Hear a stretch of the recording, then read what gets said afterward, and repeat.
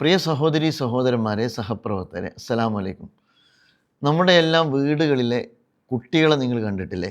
അവരധിക സമയവും മൊബൈലിലാണ്. ഒന്നുകിൽ ഗെയിം അല്ലെങ്കിൽ സംഗീതം. രക്ഷിതാക്കൾ അവരുടെ കയ്യിൽ നിന്നത് പിടിച്ചു വാങ്ങിയാൽ അവർ വെള്ളത്തിൽ നിന്ന് മത്സ്യത്തെ കരയിലിട്ട പോലെ പിടയും. അവർ വയലൻ്റ് ആവും. പലപ്പോഴും അത് ആത്മഹത്യയിൽ വരെ ചെന്നെത്തും. കേരളത്തിൽ അത്തരം വാർത്തകളും സംഭവിച്ചിട്ടുണ്ട് എന്ന് നിങ്ങൾക്കറിയാം. കേരളത്തിൽ 2025 18 വയസ്സിന് താഴെ ആത്മഹത്യ ചെയ്ത കുട്ടികളുടെ എണ്ണം 359. ഇതിനർത്ഥം പ്രതിദിനം ഒരു കുട്ടി വീതം ആത്മഹത്യ ചെയ്യുന്നു എന്നുള്ളതാണ്.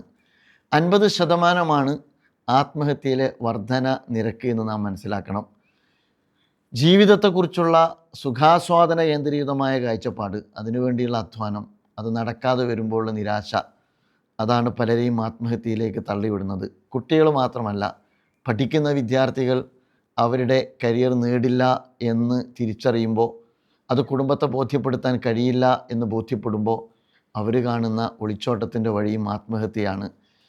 നല്ല കരിയർ, ജീവിതം സ്വപ്നം കണ്ട് ക്വാളിഫൈ ചെയ്ത് ജോബ് നേടി ജീവിതം ആരംഭിക്കുമ്പോൾ താൻ വാങ്ങിയ ഫ്ലാറ്റിൻ്റെയും താൻ ഉപയോഗിക്കുന്ന വാഹനത്തിൻ്റെയും EMI അടക്കാൻ പോലും തൻ്റെ സാലറി മതിയാകാതെ വരുമ്പോൾ, ജീവിതത്തിൻ്റെ നാലറ്റം മുട്ടിക്കാൻ സാധ്യമാകാതെ വരുമ്പോൾ ആത്മഹത്യയിലേക്കോ ഡിപ്രഷനിലേക്കോ പോകുന്ന യുവാക്കളുടെ എണ്ണവും വളരെ വലുതാണ്. ജെൻസി വളരെ പൊട്ടൻഷ്യലാണ്, പഠിക്കാൻ മിടുക്കരാണ്, ജോലി നേടിയെടുക്കുന്നവരാണ്, ഹൈലി പ്രൊഫഷണലായ ആളുകൾ നമ്മുടെ കൂട്ടത്തിലുണ്ട്. പക്ഷെ അവരും പലപ്പോഴും ജീവിതത്തിൻ്റെ നാലറ്റം മുട്ടിക്കാൻ കഴിയാതെ വരുമ്പോഴാണ് ആത്മഹത്യയിൽ അവർ അഭയം തേടുന്നത്. കാരണം നേരത്തെ പറഞ്ഞതുപോലെ അവരുടെ ജീവിതവും ഈ ജോലിയിലും ഈ ഫ്ലാറ്റിലും ഈ വാഹനത്തിലും പരിമിതപ്പെട്ട് കിടക്കുകയാണ്. അതിനപ്പുറം ഐഹിക ജീവിതത്തിൽ തന്നെയുള്ള തുറസ്സുകളെക്കുറിച്ച് ചിന്തിക്കാൻ സമൂഹമോ കുടുംബമോ അവനെ പഠിപ്പിച്ചിട്ടില്ല.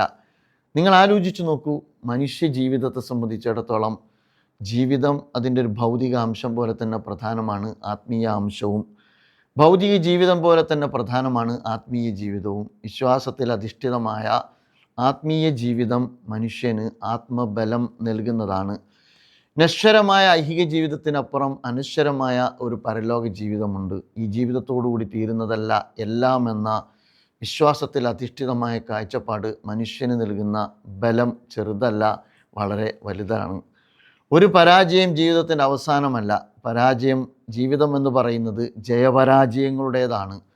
ഒരുപാട് പരാജയങ്ങളിലൂടെയാണ് പലപ്പോഴും ജീവിതത്തിൽ വലിയ എക്സ്പീരിയൻസോടുകൂടി പലരും വിജയത്തിൻ്റെ വഴി വെട്ടിത്തുറക്കാറുള്ളത്.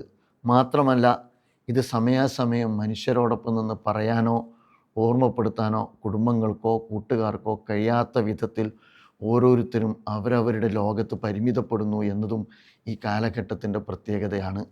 ഇതിനേക്കാളെല്ലാം ഉപരി മനുഷ്യൻ ഒറ്റക്കല്ല, അവനെ പടച്ചൊരു റബ്ബുണ്ട്.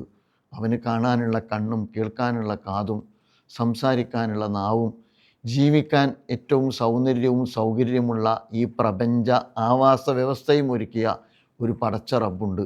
അവൻ്റെ അനുഗ്രഹം നമുക്ക് എണ്ണിത്തിട്ടപ്പെടുത്താൻ കഴിയാത്തതാണ്. അവനിലൊരു പ്രതീക്ഷ വെക്കാൻ, അവനിൽ ഭരമേൽപ്പിക്കാൻ മനുഷ്യന് കഴിയണം. അതുകൊണ്ട് ജീവിതത്തിൻ്റെ പ്രതിസന്ധിയുടെ ചുഴിയിലകപ്പെടുന്ന ഒരു ഘട്ടത്തിൽ ഞാൻ ഒറ്റക്കല്ല, എൻ്റെ കൂടെ എൻ്റെ റബ്ബുണ്ട്, എൻ്റെ ദൈവമുണ്ട്, എൻ്റെ പടച്ച തമ്പുരാനുണ്ട് എന്ന ബോധം മനുഷ്യന് വിശ്വാസത്തോടെ, ആത്മവിശ്വാസത്തോടെ അതിജീവനം സാധ്യമാകാൻ ഏറ്റവും വലിയ സാധ്യതയാണ്. പക്ഷെ പലപ്പോഴും ആ ഒരർത്ഥത്തിലുള്ള വിശ്വാസ സങ്കല്പവും മനുഷ്യരെ പഠിപ്പിച്ചിട്ടില്ല. പ്രിയമുള്ളവരെ, യഥാർത്ഥത്തിൽ ജീവിതത്തിൻ്റെ സുപ്രധാനമായൊരു ഘടകമാണ് നമ്മുടെ ആത്മീയമായ തലം എന്ന് പറയുന്നത്. ഭൗതികവും ആത്മീയവുമായ ജീവിത തലങ്ങളെ സന്തുലിതമായി സമീപിക്കുമ്പോൾ ജീവിതത്തിൻ്റെ ജയപരാജയങ്ങളെ നമുക്ക് ഭംഗിയായി അഭിമുഖീകരിക്കാൻ കഴിയും. ഇന്ന മഅൽ ഉസ്രി യുസ്റ എന്ന് വിശുദ്ധ ഖുർആൻ പറയുന്നുണ്ട്. എല്ലാ പ്രയാസത്തോടൊപ്പവും എളുപ്പമുണ്ട്. ജയം മാത്രമല്ല, പരാജയവും ഉണ്ടാകും. ജയപരാജയങ്ങൾ നിറഞ്ഞ ജീവിതത്തെ സന്തുലിതമായി സമീപിക്കാനുള്ള ആത്മീയമായ ഉൾക്കരുത്ത് കൂടിയാണ് ഈ കാലഘട്ടം നമ്മിൽ നിന്ന് തേടുന്നത്. നമ്മുടെ മക്കൾക്ക് നമ്മൾ അതാണ് പകർന്നു കൊടുക്കേണ്ടത്. നമ്മുടെ യുവാക്കൾക്ക് അവരുടെ കരിയർ സമ്മർദ്ദങ്ങൾക്കപ്പുറം ജീവിതത്തിൻ്റെ ഈ വിഹായസിലേക്കാണ് നമ്മളവരെ കൈപ്പിടിച്ച് വളർത്തി കൊണ്ടുവരേണ്ടത്. വിശുദ്ധ ഖുർആൻ പറയുന്നുണ്ടല്ലോ, വമൻ അഅറദ അൻ ദിക്രി ഫഇന്ന ലഹു മഈശത്തൻ ലങ്ക. ആരെങ്കിലും അള്ളാഹുവിൽ നിന്ന്, ദൈവസ്മരണയിൽ നിന്ന് അകന്നു കഴിഞ്ഞാൽ, അവൻ്റെ ഭൗതിക ജീവിതത്തിലും സ്വപ്നങ്ങളിലും മാത്രം പരിമിതപ്പെട്ടാൽ, അത് നഷ്ടപ്പെടുന്നിടത്ത് അവൻ്റെ ജീവിതം കുടുസതയിലേക്ക് തള്ളപ്പെടും. വിശുദ്ധ ഖുർആൻ തന്നെ പറയുന്നുണ്ട്, അലാ ബിദിക്രില്ല തത്മഇന്നുൽ ഖുലൂബ്.